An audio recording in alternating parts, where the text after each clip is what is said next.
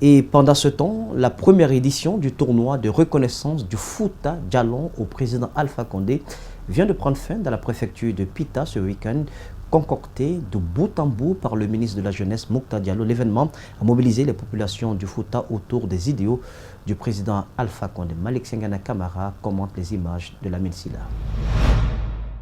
Le football, sport le mieux indiqué pour le ministre de la Jeunesse, pour exprimer la reconnaissance du Fouta au président de la République. Le tournoi s'est déroulé à Pita, précisément à Timbi Madina, à Massi, à Bantignel et à Lemiro.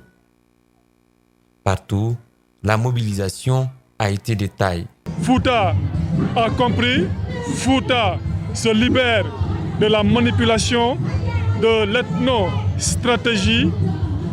Le Fouta se libère de la haine, de la division, de l'ethnostratégie, de la colonisation mentale, orchestrée par des gens qui sont dans la manipulation. La fête tournante de l'indépendance a été une occasion pour la Troisième République de poser des actes de développement dans plusieurs domaines au Fouta.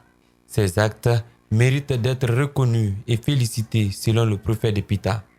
Consciente de ces bienfaits, la population de Pita, hommes, femmes, jeunes et vieux, trouve en cette occasion solennelle l'opportunité d'exprimer leur reconnaissance au chef de l'État, président de la République, professeur Alpha Condé, et son gouvernement pour les efforts qu'il ne cesse de consentir pour le bonheur et la prospérité du peuple de Guinée. Ce rendez-vous sportif et de reconnaissance a été accompagné par d'autres membres du gouvernement natifs de la région.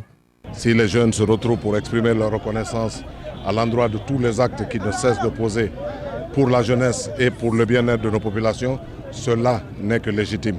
Donc nous sommes tout à fait heureux en tant que membres du gouvernement et ensuite en tant que citoyens et ressortissants du Fouta.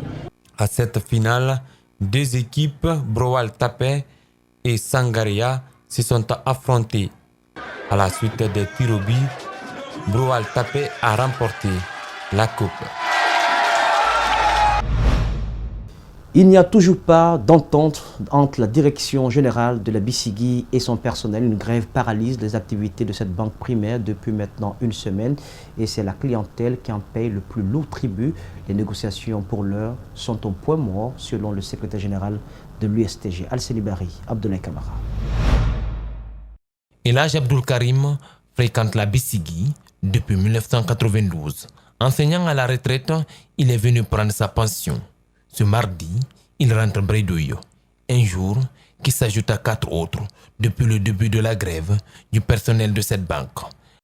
La pension est venue tardivement. Ça vient vers les 15, 20, 18 mois. On met encore dit que la banque est en grève. Et bien comment nous allons vivre? On n'a pas d'autres ressources. On ne vit que de la pension là. C'est difficile. À la BCGI, pas de service minimum, juste les guichets automatiques. De Sangoya à Kaloum, la déception se lit sur les visages des clients. Toute leur vie réside dans ces coffres. Même les besoins primaires, impossible pour ces hommes de les satisfaire pour le moment. La BCGI nous déçoit, sincèrement. Parce que moi je suis à la BCGI depuis 85. 85. Voyez-vous, hein? Aujourd'hui, ça combien d'années? Tu as vu? Chaque fois qu'ils font la grève, c'est comme ça. Chaque fois qu'ils font la grève, c'est comme ça. Le personnel réclame principalement la prime de responsabilité, de participation des cadres et le carburant. Jusqu'à 15 heures où nous quittions la Banque centrale, aucune solution de sortie de crise n'avait été trouvée. Les négociations sont pour le moment au point mort. Nous avons évolué jusqu'à un moment donné et actuellement nous sommes bloqués parce que la direction générale s'est retranchée. Nous avons l'impression qu'ils ne veulent pas négocier pour qu'on parvienne à une solution qui puisse permettre d'ouvrir notre banque. Cependant, les négociations continuent à la BCRJ. Pour l'heure, la grève continue. Cet élément que vous allez suivre peint le quotidien des Conakry car le calvaire des habitants de la capitale guinéenne. Tout le long des différents axes routiers, un phénomène prend de l'ampleur. Il s'agit de l'incinération des déchets. Empruntez l'autoroute Fidel Castro ou la route Le Prince, vous constaterez des colonnes de fumée s'échappant, des tas d'immondices en flammes. Nul besoin de rappeler les dangers liés à l'inhalation de ces nuages de gaz toxiques qui enveloppent les usagers de la route. C'est le focus du jour et il est réalisé par Antoine Courmand et Alceni Camara.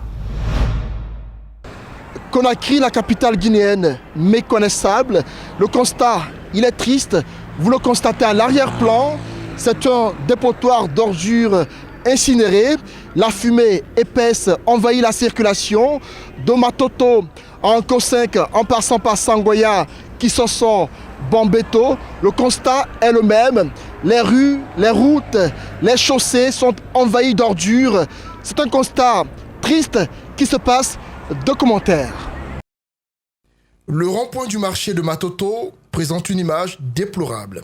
Les ordures sont déversées en plein cœur du carrefour. Les mendiants aux alentours, les véhicules de passage sont tous envahis par les nuages de fumée que dégagent ces ordures incinérées.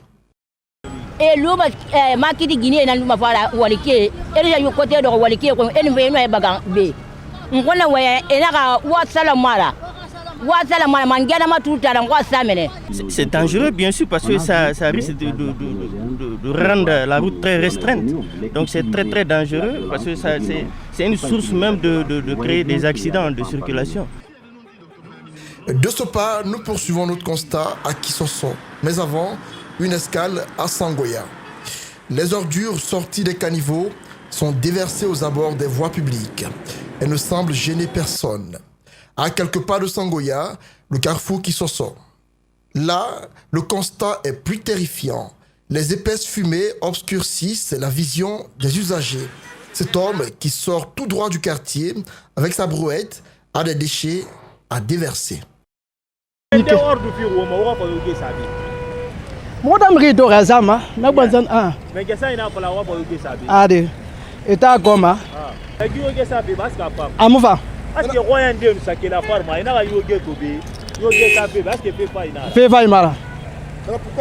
Ces ordures sont l'œuvre des habitants du quartier Kisoso et des marchés environnants.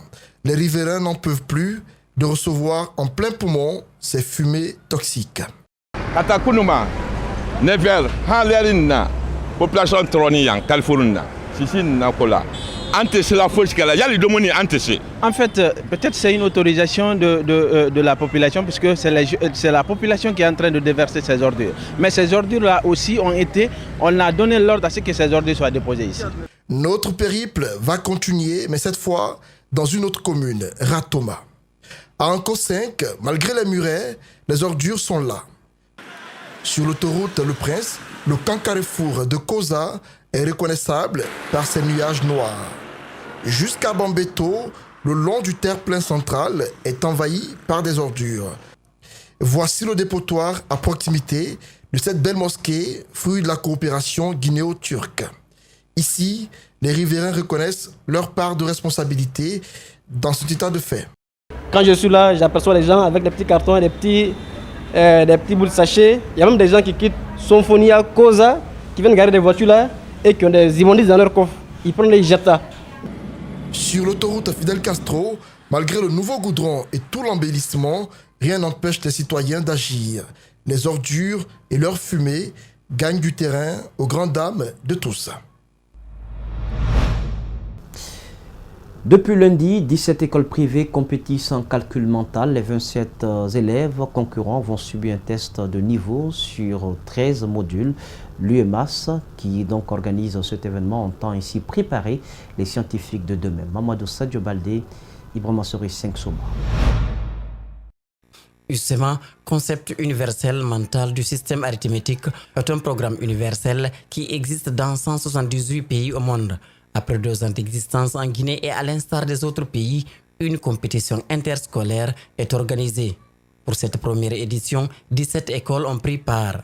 27 élèves vont en 13 épisodes tester leur niveau, alors que la tranche d'âge est comprise entre 4 et 14 ans. Le programme ISEMAS, c'est un programme qui développe les capacités mentales et linguistiques des enfants âgés de 14 ans. Ça donne à l'enfant ce qu'on appelle une forte capacité de mémorisation, une puissance auditive et visuelle, développe la pensée créative de l'enfant. L'enfant va exceller dans toutes les autres matières. Et ça ne se limite pas seulement à la vie académique. L'enfant va se débarrasser de ce qu'on appelle la phobie du public. Et l'enfant va avoir la confiance en soi. 5 questions individuelles et 10 collectives. Ceux qui parviennent à répondre à un maximum continueront la compétition et les autres auront eu le mérite de participer. 2, 3, 3, 1, 3, 4, 2, 4, 2, 3, égale. Qu'il s'agisse des instructeurs ou des responsables d'établissement, tous approuvent le programme du SEMA et chacun a sa propre lecture. C'est la première compétition qui prouve justement que nous avons de très bons éléments. Ça aide les enfants à mémoriser rapidement, visuellement, auditivement et ça les aide à s'épanouir. Ce que je souhaite à l'avenir pour la Guinée, c'est que UCEMAS soit étendu à tout le pays. UCEMAS m'a fait penser à U comme unité, C le cœur, M le monde, A amour et S solidarité. Alors franchement, c'était vraiment ce que j'ai ressenti pour cette première journée du concours UCEMAS. They take out the best from the children. They increase their ability to think, to reason, to sharpen their memory and to be alert and give the best answer at the right moment. Les parents sont venus accompagner leurs enfants. Après un mot de soutien aux candidats, ils regagnent leur place et observent.